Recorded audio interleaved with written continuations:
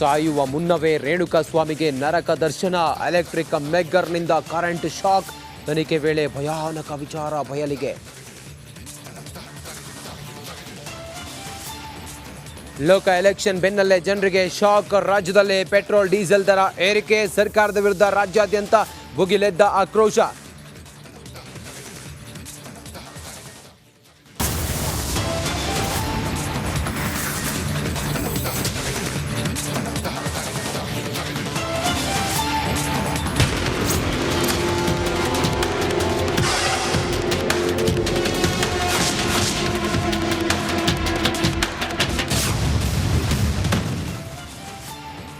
ರೇಣುಕಾಸ್ವಾಮಿಯನ್ನ ರಣಭೀಕರವಾಗಿ ಚಿತ್ರಹಿಂಸೆ ಕೊಟ್ಟು ಕೊಲೆ ಮಾಡಿದ್ರಲ್ಲ, ಈ ಕೊಲೆಗೆ ಮೂಲ ಕಾರಣ ಪವಿತ್ರ ಗೌಡ. ಪವಿತ್ರ ಗೌಡಗೆ ಮೆಸೇಜ್ ಮಾಡಿದ್ದ ಅನ್ನೋ ಕಾರಣಕ್ಕೋಸ್ಕರ ಪವಿತ್ರ ಗೌಡ ರೇಣುಕಾಸ್ವಾಮಿಯನ್ನ ಕರೆಸಿ ಕೊಲೆ ಮಾಡಿದ್ದು ಮತ್ತೊಂದು ಎಲ್ಲವೂ ಕೂಡ ನಿಮ್ಮ ಕಣ್ಮುಂದೆ ಇದೆ. ಈಗ ಪವಿತ್ರ ಗೌಡ PA ದೇವರಾಜುನನ್ನ ನಿನ್ನೆ ರಾತ್ರಿ ಪೊಲೀಸರು ಬಂಧನ ಮಾಡಿದ್ದಾರೆ. ಪವಿತ್ರ ಗೌಡ ಮತ್ತೆ ದೇವರಾಜು ಏನಿದ್ದಾರೆ, ಪವಿತ್ರ ಗೌಡ PA ದೇವರಾಜು ಆತ ಈ ಪ್ರಕರಣದಲ್ಲಿ ಇನ್ವಾಲ್ವ್ ಆಗಿದ್ದಾನೆ ಅನ್ನೋದ್ರ ಬಗ್ಗೆ ಮಾಹಿತಿ ಇದೆ. ಪೊಲೀಸರು ಮೊಬೈಲ್ ಅನ್ನ ಪರಿಶೀಲನೆ ಮಾಡಿದಾಗ ಪವಿತ್ರ ಗೌಡ ಮತ್ತೆ ದೇವರಾಜು ಇಬ್ರು ಕೂಡ ಹಲವಾರು ಬಾರಿ ಮಾತನಾಡಿದ್ದಾರೆ ಈ ಪ್ರಕರಣದ ಆಜುಬಾಜಿನಲ್ಲಿ ಅನ್ನೋದ್ರ ಬಗ್ಗೆ ಡೀಟೇಲ್ ಸಿಕ್ಕಿದ್ರಿಂದ ಪೊಲೀಸರಿಗೆ ತನಿಖೆಗಾಗಿ ದೇವರಾಜುನನ್ನ ನಿನ್ನೆ ವಶಕ್ಕೆ ಪಡೆದಿದ್ದಾರೆ. ಘಟನೆಯ ದಿನ ಪವಿತ್ರ ಜೊತೆಯಲ್ಲಿ ದೇವರಾಜು ಇದ್ದ ಅನ್ನುವ ಮಾಹಿತಿ ಇದೆ.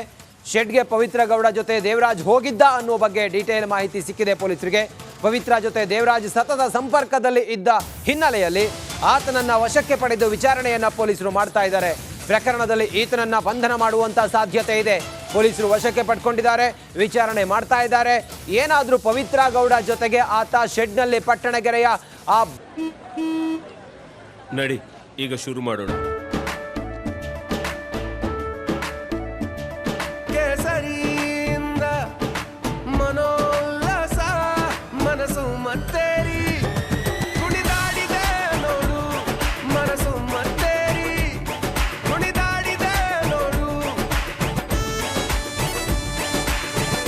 ಕ್ಷಣ ಕ್ಷಣವೂ ಆಚರಿಸಿ ಕೇಸರಿ ಹಬ್ಬ. ವಿಮಲ್ ಬಾಯಲ್ಲಿ ಹೇಳಿ ಕೇಸರಿ. ಬಸ್ ಸೀಸಿಂಗ್ ಶೆಡ್ ನಲ್ಲಿ ಇದ್ದ ಅನ್ನೋದೇನಾದ್ರೂ ಗೊತ್ತಾಯ್ತು ಅನ್ನೋದಾದ್ರೆ ಆತನ ಬಂಧನ ಆಗುತ್ತೆ. ಹಾಗಾದ್ರೆ ಕೊಲೆಯಾದ ದಿನ ಶೆಡ್ ನಲ್ಲಿ ಇದ್ದದ್ದು ಎಷ್ಟು ಜನ? ರೇಣುಕಾಸ್ವಾಮಿ ಮರ್ಡರ್ ಕೇಸ್ನಲ್ಲಿ ಇನ್ನೆಷ್ಟು ಜನ ಭಾಗಿಯಾಗಿದ್ದಾರೆ?